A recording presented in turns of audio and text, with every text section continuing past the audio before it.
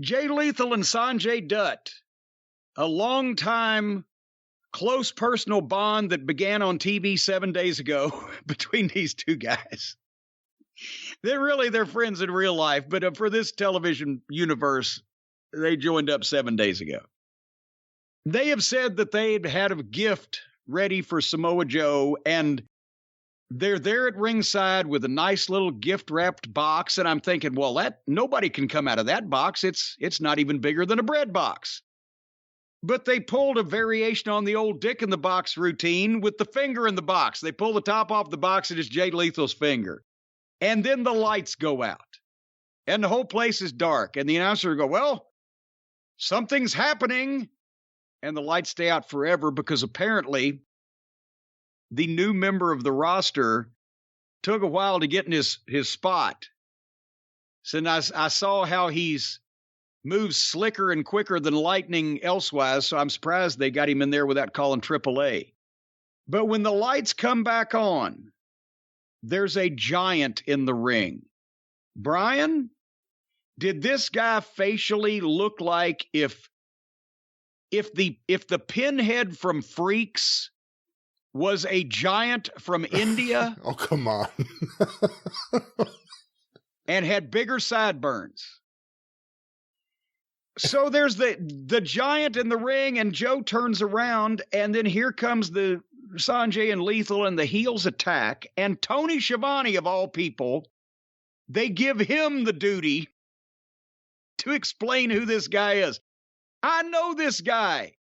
And apparently the story is Tony knows him because he's been to the workout sessions at the AEW training facility that previously we've been told was run by QT Marshall and Cody Rhodes, the Nightmare Factory, but now it's just the AEW training facility, and Sanjay Dutt's doing the working out. And this guy's name is Satnam Singh. And he's I don't think that's how you pronounce his name. Well, I don't care because I don't think he's going to be. He needs to be singed. Somebody needs to light a fire under his ass. But he's apparently a flunk out. We've got Giant Gonzalez all over again, a flunk out in the NBA that never could make the team because he's 7 feet whatever, and look at him. So he couldn't play basketball, and it's the same thing. Maybe a nice guy just like Jorge was.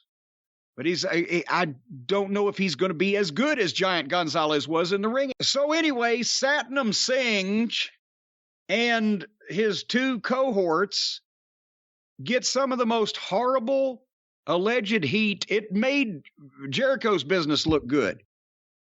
And the people, as soon as they saw this guy and as soon as they realized that he was immobile and couldn't do anything, they started scoff booing. You know, it's like when somebody laughs at something that's funny, you can tell they're laughing, they're really entertained, but when they're laughing at something that's stupid or silly, or when they're scoff laughing. Well, this was scoff booing. They weren't booing that their favorite Samoa Joe was getting beaten up by bad guys. They were booing like, this sucks, this is ridiculous. What, we paid for this? What the fuck are you doing? They were booing like when the Dark Order attacked the Young Bucks at the end of that episode. And yes. That's the kind of boo it was. Scoff booing. And Satnam Singh's big move to cripple Samoa Joe was a double head claw. It was like, I'm squeezing your head. They just did it with fucking he's a head. All these giants are head squeezers. And Joe couldn't figure out how to sell any of this. And then the other guys are trying to kick him and punch him to do some kind of damage, but because the giant has him held there and he can't take a bump, he can't sell their shit either. So now Jay Lethal and Sanjay Dutt are the captors or maintenance men or, keepers of this flunked out basketball player that Tony Khan thinks is going to make them superstars in India. And that apparently is the story behind this. He said this. Tony Khan has said, we're going to get the this guy is going to be a huge in India, and Jay Lethal and Sanjay Dutt, who they already know over in India, well, they're just going to be our featured people in India. Fuck me. So the poor Americans that are giving you your ratings and most of your ticket money are going to have to sit there and watch this fucking clown, this goddamn human dirigible, because you want to potentially get people in India. And they love the great Khali in India. I will admit that, because apparently the Indian people, if any of their people do anything good, no matter how, I don't mean anything good, well, I mean do anything noteworthy, no matter how rotten they are at it, they become God. You've seen the articles where the great Khali, those people, bless them, not only they're the last country in the world that still thinks the business is real, but they think that great Khali was a great pro wrestler, because they don't know what the fuck's going on over there with anything else anyway, right? So we get what we wanted. We want Jay Lethal, an amazing talent, to be pushed. He's going to be pushed with the world's worst wrestler in his group, and poor Sanjay having to try to take up the slack. What was your impression of Satnam Singh? You know what I feel about the lights going out and the surprise in the ring? It happens too often. Is the same guy that helped Sanjay and Jay Lethal the same guy that helps the House of Black? Are there different people that have control of the light switch? We need some... It's about time wrestling clarity. Answers these questions. We need clarity. And also, did that guy infiltrate WWE Raw on Monday night in order to screw up the finish of the AJ Styles and fucking hoo-ha match, Damian Priest? I'll give Tony credit. Just when I thought, man, there's no way to make me appreciate Almost, they find another giant that made me realize, wow, Almost is like the Ric Flair of giants. He can work, he can do promos. This guy's great. And everyone wants a giant. As soon as they see someone who's 7 feet tall, they go for him. There are very few that have actually worked, and although the Big Show was never used right, he worked. He worked in WCW. And he learned how to work. Yeah. I don't know who this guy is. OVW did a lot for him, too, come to think of it. The other big issue is you know what part of the booing is? It's not even about who's this guy or what is this. It's about we don't want to see Samoa Joe used like this. He just got here. Yeah. We don't want Samoa Joe tied to this. We'll deal with Jay Lethal and Sanjay Dutt tied to this. But we just got Samoa Joe. We don't want him having to deal with this. It's like this girl decides to finally go ahead and give you the whole blowjob, right? And then you find out that she's got dentures and the front teeth are sharp. You get something you want, and then the enjoyment is taken away from you. Yeah, I guess that's a way to look at it. Yeah.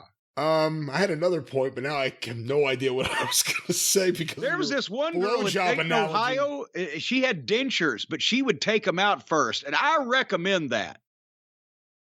All right. Well, you aren't a dentist. Let me remind everyone out there, so maybe they shouldn't listen to your advice on oral hygiene or oral health. Anything oral, for that matter. Anything oral. Don't listen to Jim Cornette. Anything he says, just ignore when it comes to any of these things. But back to Samoa Joe.